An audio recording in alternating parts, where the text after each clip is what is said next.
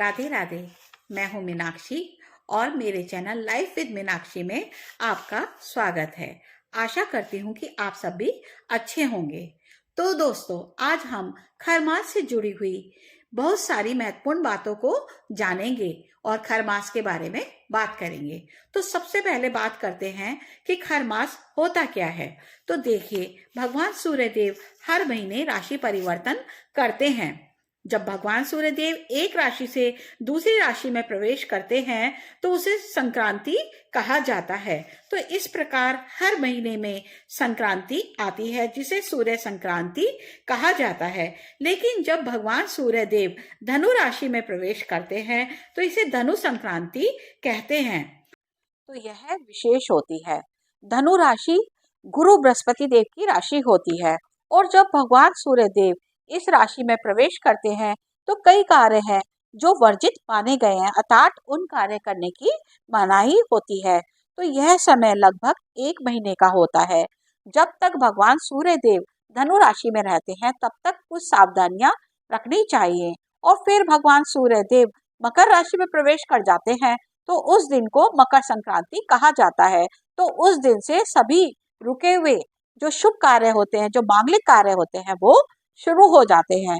तो और भगवान सूर्य देव की दिशा परिवर्तित हो जाती है, अर्थात भगवान दक्षिणायन से उत्तरायण की तरफ हो जाते हैं। तो इस तथ्य में एक पौराणिक कथा भी इस प्रकार है कि इस समय भगवान सूर्य के जो रथ के घोड़े होते हैं वो थोड़ा थक जाते हैं, तो वो भगवान उन्हें आराम करने के लिए खुला छोड़ देते हैं और उनके रथ को उस समय खर खर कहते हैं गधों को, तो गधे खींचते हैं। तो आप जानते ही हैं कि घोड़े के मुकाबले गधों की जो गति होती है वो थोड़ी धीमी होती है। तो गधों के द्वारा खींचे जाने के कारण भगवान की रथ की गति धीमी पड़ जाती है। तो इसीलिए उस काल को खरमास कहा जाता है। तो बात करें कि खरमास कब से कब तक प्रारंभ हो रहा है और कब समाप्त होगा। तो जिस दिन भगवान सूर्य वृश्चिक राशि से धनु राशि में प्रवेश करेंगे उस दिन को खरमास शुरू हो जाएगा। तो 16 दिसंबर 2023 को भगवान सूर्य देव वृश्चिक राशि से धनु राशि में प्रवेश कर जाएंगे। तो 16 दिसंबर से खरमास का प्रारंभ हो जाएगा और खरमास का जो समापन होगा वो 15 जनवरी 2024 को होगा, क्योंकि उस दिन भगवान सूर्य मकर राशि में प्रवेश कर जाएंगे। तो लगभग यह अवधि जो होगी 30 दिन की होगी। इसमें कोई भी शुभ कार्य नहीं किए जाते हैं। शुभ और मांगलिक कार्य जो भी है वो कुछ टाइम के लिए वर्जित हो जाते हैं, अर्थात उनकी मनाही हो जाती है। भगवान सूर्य देव के मकर राशि में प्रवेश करने से ही सभी शुभ कार्य शुरू हो जाते हैं। तो 15 जनवरी 2024 को सूर्य देव 2:54 पर दोपहर में मकर राशि में प्रवेश कर जाएंगे। तो इस 30 दिनों में आप कोई भी शुभ मांगलिक कार्य ना करें, जैसे कि शादी, ब्याह, मुंडन, गृह प्रवेश इत्यादि। जो भी कार्य करने हैं आप उनको 15 दिसंबर तक पूरा कर लीजिए। उसके बाद आप कोई भी कार्य ना करें, जो भी होंगे फिर 15 जनवरी के बाद ही शुरू होंगे। अब कुछ लोग पूछते हैं कि जैसे हम किराए का घर ले रहे हैं और क्या किराए के घर में भी प्रवेश किया जा सकता है या नहीं। तो देखिए, घर कैसा भी हो, किराए का हो या अपना हो, जब हम उस घर में रहते हैं तो उस घर के अच्छे या बुरे परिणाम सब हमें प्रभावित अवश्य करते हैं।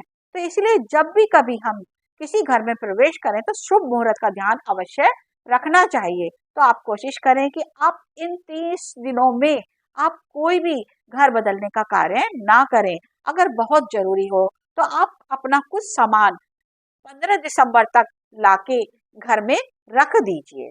तो आप ऐसा कर सकते हैं। अब इसके बाद हम बात करें कि खरमास में हमें और क्या क्या नहीं करना चाहिए। देखिए, खरमास में हमें कोई नया वाहन नहीं खरीदना चाहिए। खरमास में हमें कोई नई जमीन नहीं खरीदनी चाहिए, कोई नया घर नहीं लेना चाहिए, कोई नई प्रॉपर्टी नहीं खरीदनी चाहिए। यह सब कार्य आप 1 महीने के बाद ही शुरू करें। खरमास के समय में कोई नया व्यापार भी शुरू नहीं किया जाता है। खरमास के समय में कोई नया व्रत भी शुरू नहीं किया जाता है। ना तो कोई व्रत शुरू किया जाता है, ना ही कोई इसका उद्यापन किया जाता है। खरमास के समय में हमें क्या क्या करना चाहिए। तो देखिए खरमास का समय जो होता है उस समय भगवान सूर्य देव की आराधना करना बहुत अति उत्तम माना गया है।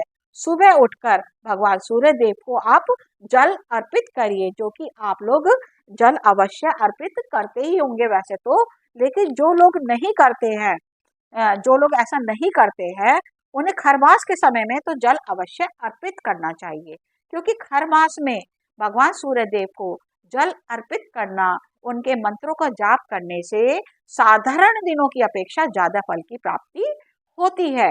तो हमें हर मास में ज्यादा से ज्यादा पूजा पाठ करना चाहिए और इसके अलावा बृहस्पति देव की आराधना करनी चाहिए।